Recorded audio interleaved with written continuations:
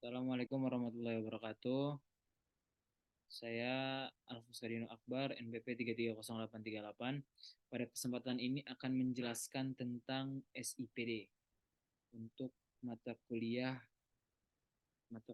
Perencanaan Pembangunan Daerah yang diampu oleh Ibu Arina Romarina, SE MEC Dev. Pada kesempatan ini saya akan menjelaskan apa itu SIPD. Yang pertama adalah definisi.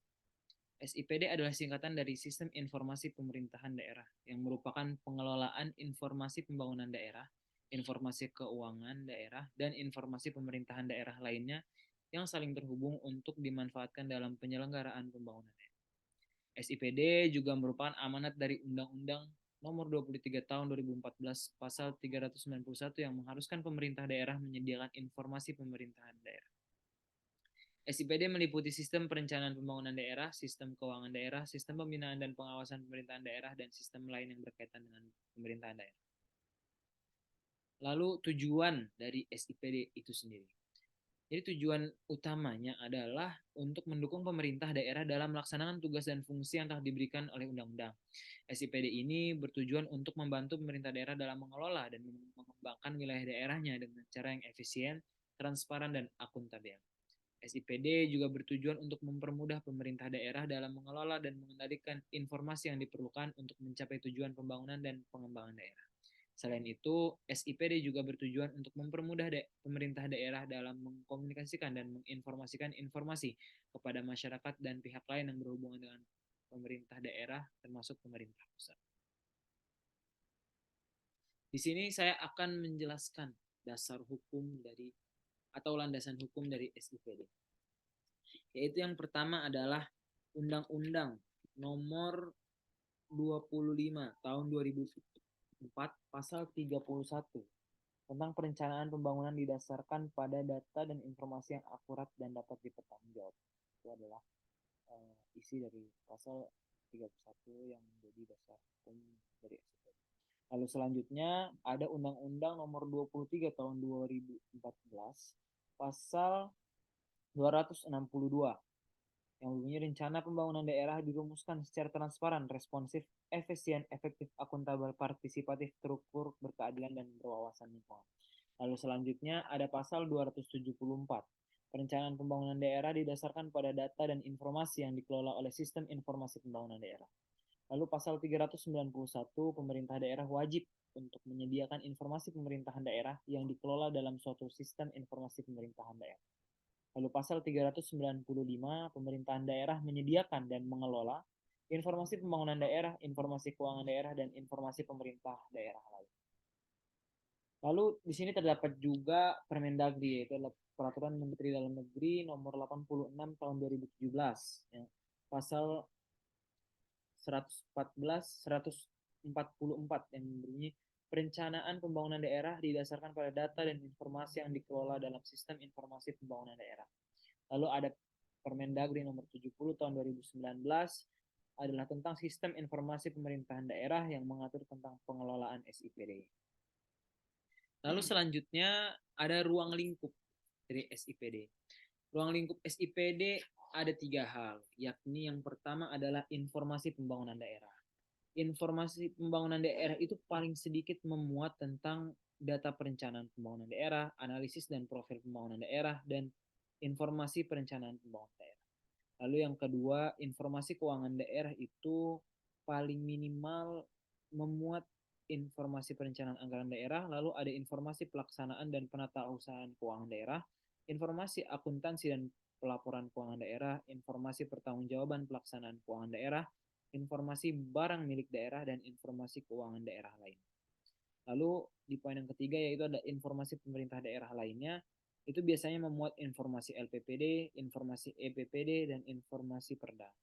Dan ini sebetulnya 3 ruang lingkup ini adalah hal yang pasti, namun isinya adalah bisa berbeda setiap daerah. Karena paling sedikit memuat tentang yang tadi saya sebutkan, namun bisa jadi ada beberapa daerah yang berbeda yang mempunyai cakupan lebih banyak dari hal tersebut. Lalu selanjutnya di sini ada manfaat dari SIPD. Sebenarnya manfaat dari SIPD itu banyak sekali, namun di sini yang menurut saya paling menonjol itu ada 3. Yang pertama, mewujudkan satu data Indonesia. Satu data Indonesia. Apa itu satu data Indonesia? Jadi satu data Indonesia itu adalah program pemerintah di mana semua data yang ada di pemerintahan daerah atau nasional itu terpusat pada satu satu data. Jadi mewujudkan satu data Indonesia itu tidak ada lagi duplikasi penganggaran, penyeragaman, proses perencanaan, dan tata kelola keuangan daerah. Dan dia juga mau mengoptimalkan kegiatan utama serta mempermudah pengawasan dan audit karena datanya terpusat, tidak terpencar. Dimana kalau data terpencar itu lebih lebih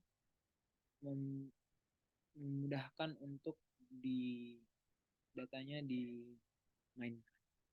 Lalu yang kedua adalah transparansi. Transparansi adalah mendorong keterbukaan dan transparansi data sehingga tercipta perencanaan dan perumusan kebijakan pembangunan yang berbasis pada data. Jadi kita bisa mengecek kapanpun, siapapun, dimanapun bisa mengecek dengan langsung karena berbasis teknologi. Lalu yang ketiga adalah efisiensi. Efisiensi adalah meningkatkan efisiensi dalam proses perencanaan dan penganggaran serta pengawasan terhadap pelaksanaan perencanaan dapat dilakukan dengan lebih efektif dan efisien dan memastikan penggunaan anggaran yang tepat dan transparan. Lalu selanjutnya adalah saya mempunyai studi kasus. Studi kasus ini adalah tentang aplikasi JB e-Citizen. Ini adalah sebuah aplikasi, sebuah sistem informasi pemerintahan daerah di Jawa Barat. Namanya aplikasi JB e-Citizen. Jadi di Jawa Barat itu ada namanya aplikasi SIPD bernama JB e-Citizen yang memungkinkan masyarakat itu melakukan transaksi online dengan menggunakan smartphone, laptop, atau komputer. Di JB e-Citizen ini memiliki beberapa fitur seperti pendaftaran online. Masyarakat dapat melakukan pendaftaran online untuk kartu keluarga, kartu sehat, dan kartu mahasiswa. Lalu yang kedua adalah pengajuan izin.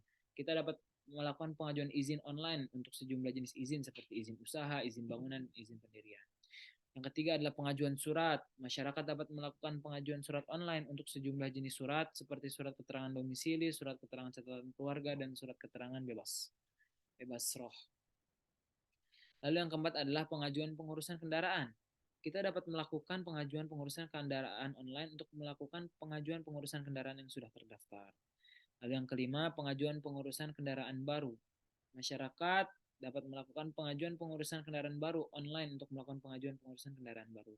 Yang keenam adalah pengajuan pengurusan kendaraan lain. Masyarakat dapat melakukan pengajuan pengurusan kendaraan lain online untuk melakukan pengajuan pengurusan kendaraan lain. Jadi dari studi kasus ini kita dapat mengambil kesimpulan bahwa SIPD ini mempermudah kita sebagai masyarakat, mempermudah lalu juga mempermudah dari pemerintah untuk melakukan pelayanan. Jadi kalau misalkan kita yang tadinya harus melakukan segala sesuatu itu di kantor, langsung kantor, ini kita hanya dengan smartphone, dengan laptop dan komputer kita sudah bisa melakukan semuanya. Jadi tidak, jadi menurut saya terjadi pemotongan birokrasi di situ, di mana prosesnya menjadi lebih cepat. Mungkin hanya sedikit ini yang bisa saya sampaikan terkait SIPD. Kurang lebihnya mohon maaf. Terakhir, wassalamualaikum warahmatullahi wabarakatuh.